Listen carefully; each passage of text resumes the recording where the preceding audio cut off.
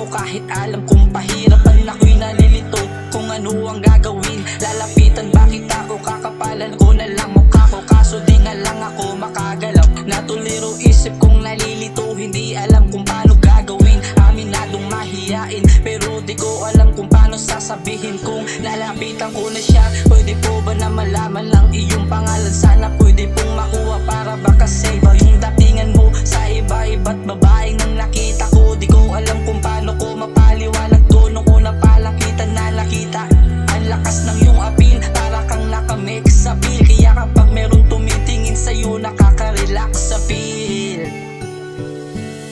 Hindi ko na alam kung paano kung ba sabihin sa'yo ang aking naramdaman. Ang dami ng tanong, di ko alam kung kailan ko ba ito sisimulan.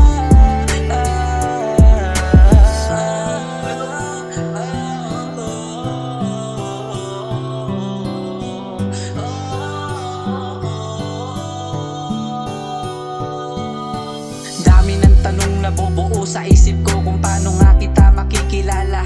Kaso nga lang ngayon wala akong kapal na mukha para lang malapitan at makausap ka. Ganito pa rin pala ako, na di ko pa rin mabago ang aking sarili. Pagdating pa rin sa'yo, tiklop pa rin ako. Paano sasabihin ang aking nadarama? Kasi pagdating pa rin sa'yo, di ko alam kung paano simulan. Yung gusto ko dapat nasabihin, kaso nga lang ngayon wala akong sapat na lakas ng loob. Pero mukhang malabo kasi paano madalas lang kita na makita. Pero unting-unti na ako na nahulog sa'yo, at doon na rin kita mas nagustuhan. Sa kagandahan mong taglay, simple na babae na ikaw lang ang may dala. Kadalasan yun hinahanap ng iba, yung datingan mong kakaiba.